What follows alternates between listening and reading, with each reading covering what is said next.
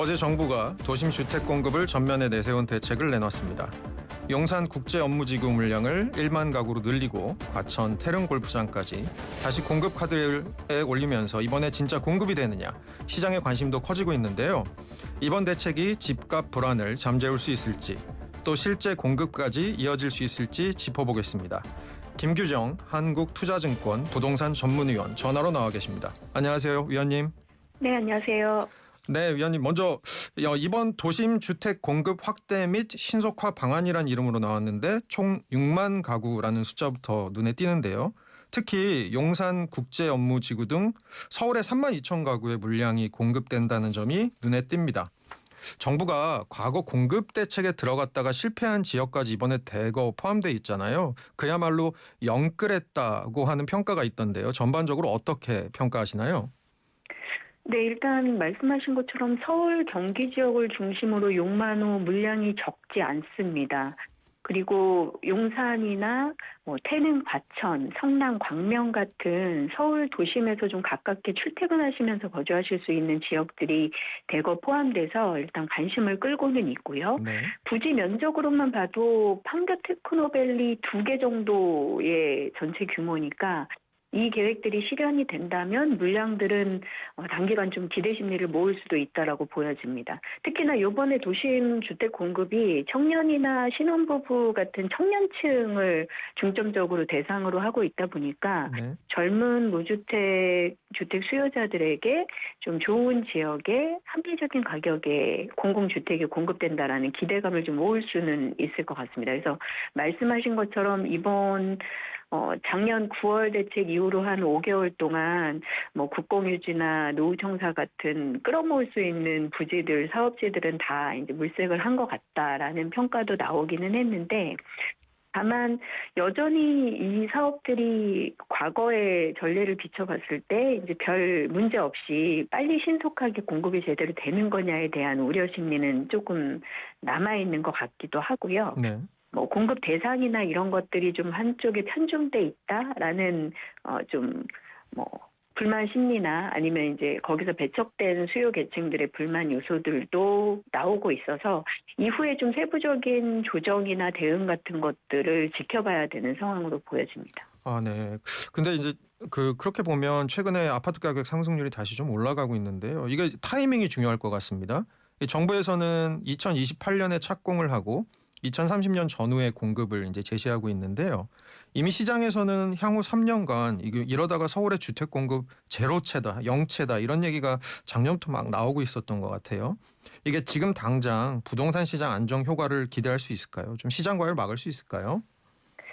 일단 지적하신 것처럼 관련 제도 같은 것들 상반기에 정비하고 기관들 이전 협의하고 이런 것들을 좀 빨리 해서 내년 한 27년 정도까지 조금 속도를 낸다라고 해도 실제 착공하고 완공되는 주택을 만나는 데까지는 시간이 걸릴 수밖에 없기 때문에 네. 단기적으로 당장 시장에 딱 주택을 내놓을 수 있느냐라는 부분에서는 여전히 좀 효과가 떨어진다라는 지적도 나올 수밖에 없는 거긴 한데 네. 지금 현재 저희가 마련할 수 있는 어떤 방식의 주택 아파트 공급 대책으로도 공급 시한이 걸리는 건 마찬가지여서 그 부분은 조금 어느 정도 저희가 인정을 하고 넘어가야 되는 상황인 것 같긴 합니다. 네.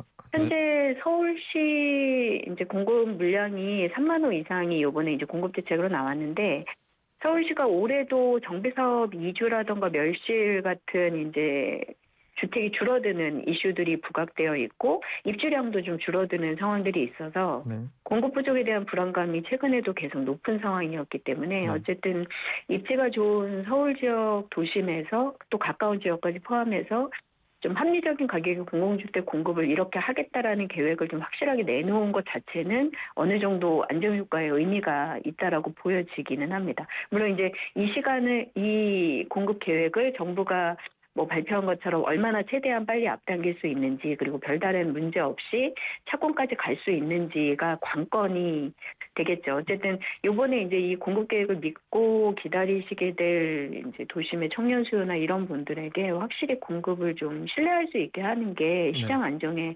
효과를 얼마나 그래도 최대한 높일 수 있느냐의 관건 요소라고 볼 수 있겠습니다. 네. 그러면 지금 말씀 위원님께서 주셨는데 정부는 이번 공급 대책에 포함된 지역을 모두 토지거래 허가구역으로 즉시 지정하고 공공개발하겠다는 입장인 거 맞죠?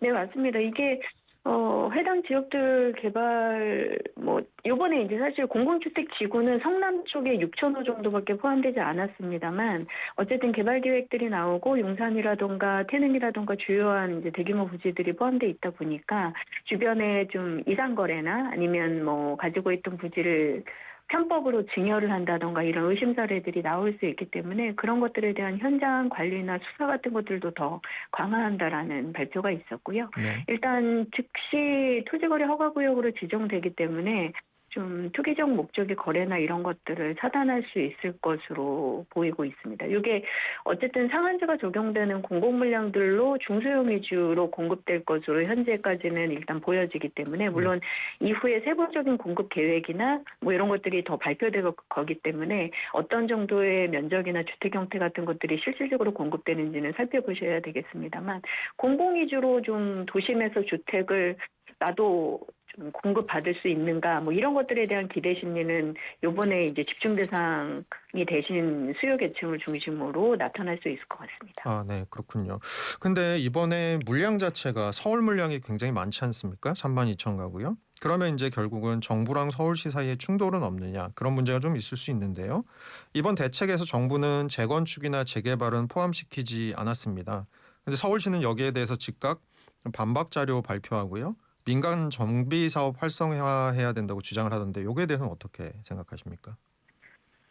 일단 이번에 정비 사업에 대한 계획이 빠진 거에 대해서는 좀 아쉽다라는 평가들이 실질적으로 좀 나오기도 했는데요. 서울시의 발표뿐만 아니라 아무래도 공공 공급 자체도 중요하지만 서울 주요 지역에 현재 추진하고 있는 민간 정비 사업을 통한 공급들이 아무래도 공급 양이라던가 속도감 면에서는 조금 더 효율적일 수 있는 부분들이 있기 때문에 네.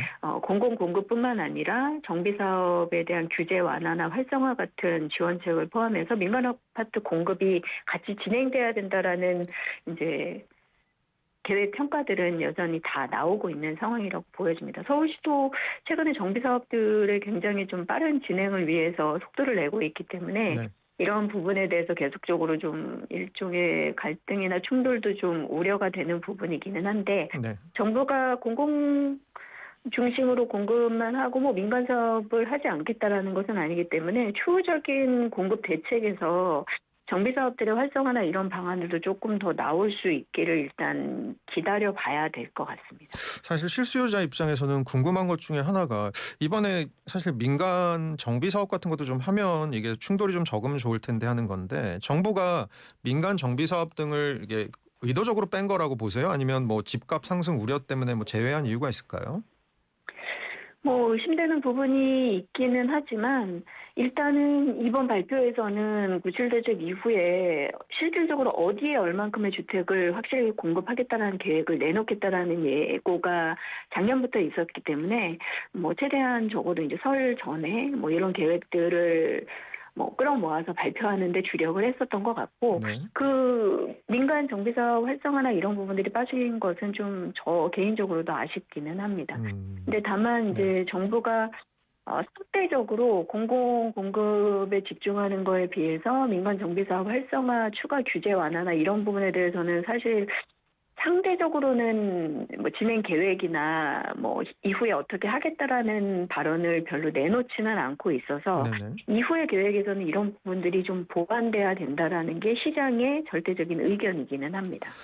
그거 그러면 관련해서 좀 더 확대해서 생각해 보면 용산 국제업무지구 같은 경우는 지금 난개발 이슈가 있고 과천 경마장 같은 경우는 교통이나 교육 인프라 포화 사실 과천 들어가는 길이 굉장히 제한적이잖아요. 태릉 골프장도 지난 문재인 정부 때 무산됐던 주민 반발 등 이런 게 이제 거론이 돼서 결국 인허가권을 가진 지자체들이 얼마나 협조에 나서는지도 이 사업 진척에 영향을 줄 것 같은데 상황이 어떤 상황인가요? 근데 지적하신 부분이 이번 대책 이후에 제일 좀 관심이 모이는 부분인데요. 6만 가구 서울 경기 중심의 공급에 대해서 기대감이 있는 한편 여전히 지자체 등과의 협의가 완전하지는 못했었던 것 같다라는 지적이 나오면서 좀 불안 심리 같은 것들도 여전히 과거 공급 대책 직후에 시장이 보여줬던 것처럼 좀 반복되고 있는 것 같아서 네. 그 부분을 어떻게 빨리 봉합하고 실질적으로 별 문제 없이 신속하게 공급으로 가느냐를 보여주는 게 이번 대책 성공의 좀 핵심인 것 같고요. 네. 지적하신 것처럼 이번 대책 직후에 뭐 질의응답에서도 뭐 태능시나 이런 것들이 이전에 무산됐었던 전례가 있기 때문에 네. 이번에 지자체하고 협의가 다 된 거냐 별 문제 없겠냐라는 질의에 대해서도 네. 사실은 정부의 답변이 조금 부족한 부분이 있었거든요. 역시나 네. 좀 이 대책 이후에 서울시가 별도 입장문까지 내면서 좀 공급 대책이 일방적이다, 합의되지 않았다 뭐 이런 내용들을 용산 쪽 주택 공급 확대나 아니면 태릉시 건에서 이견을 좀 보이는 부분들이 있어서 이번에도 여러 가지 지자체와의 갈등이나 합의 부분이 이것을 발표만 하고 진행하는데 좀 속도가 늦어지거나 혹은 무산되거나 이럴 우려도 있지 않은가라는 걱정들을 좀 끼치는 부분이긴 합니다. 특히나 이제 용산 같은 경우가 서울시가 최초의 주택 공급 6천 가구에서 최근에 이제 정부의 확대 이런 논의에서 한 8천 가구까지 얘기를 되던 것이 사실 마지노선이었는데 이번에 발표는 용산 국제업무지구에서 10,000 가구를 공급하는 걸로 일단 발표가 됐거든요. 그래서 이런 부분에 서울시가 바로 좀 어렵다. 오히려 계획 변경을 하는데 착공 시기만 늦어진다. 뭐 이런 의견들을 계속 내놓고 있어서 상당히 이 부분이 이번 대책의 핵심적인 갈등 요소로 좀 부각이 되고 있는 상황입니다. 어떻게 보면 그 엇박자가 얼마나 최소화될 수 있는지가 관건이겠네요.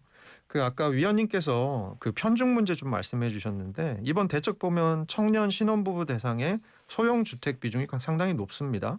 실수요자 입장에서 이게 살고 싶은 주택이 될 수 있을까요? 아니면 또 다른 공공주택 논란으로 이게 번질까요?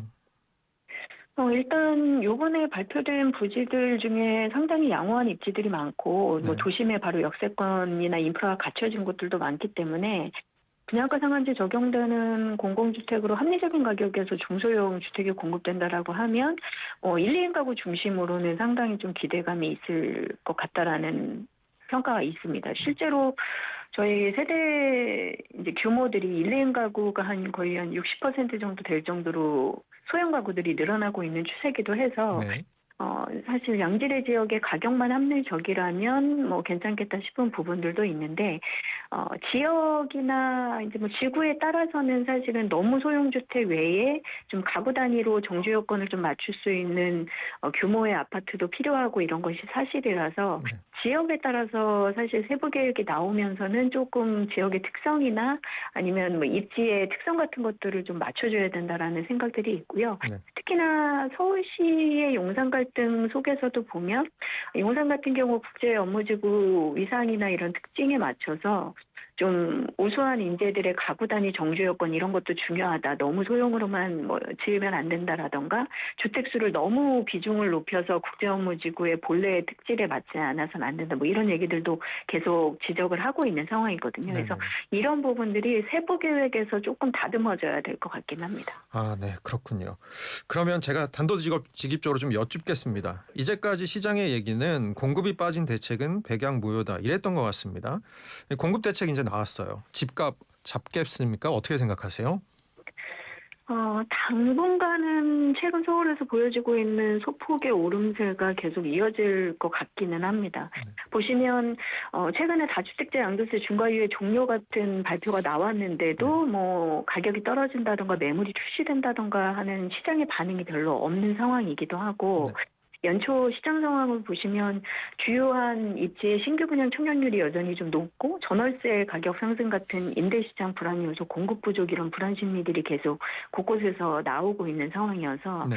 서울 아파트 시장의 이런 가격 흐름은 당분간은 좀 이어질 것 같긴 한데 이번 대책 이후에 정부가 약속한 것처럼 민간 공공을 합쳐서 계속적으로 공급 계획을 얼마나 계속 신뢰를 줄 수 있을 만큼 발표하고 착수를 할 것이냐 그리고 최근에 지적된 이런 지자체와의 갈등 요소를 얼마나 잘 마무리할 것이냐 이런 실질적인 진행 상황이 뭐 이후에 순차적으로 시장이 조금 안정되는 데는 기여를 할 수가 있는 상황이어서 그 부분이 좀 1분기 후반으로 넘어가면서 지켜봐야 될 요소인 것 같습니다. 만약에 이번 공급 대책 이후로도 뭐 지자체 갈등이 계속 심화되고 공급 계획들이 발표만 되고 착수되는데 여전히 어려움이 현실화되는데 어려움이 보인다면 네. 아무래도 시장 안정 효과도 그만큼 좀 반갑될 수밖에 없는 상황이죠.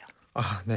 잘 들었습니다. 지금까지 김규정 한국투자증권 부동산 전문위원과 함께했습니다. 오늘 말씀 정말 감사합니다, 위원님. 감사합니다. 네.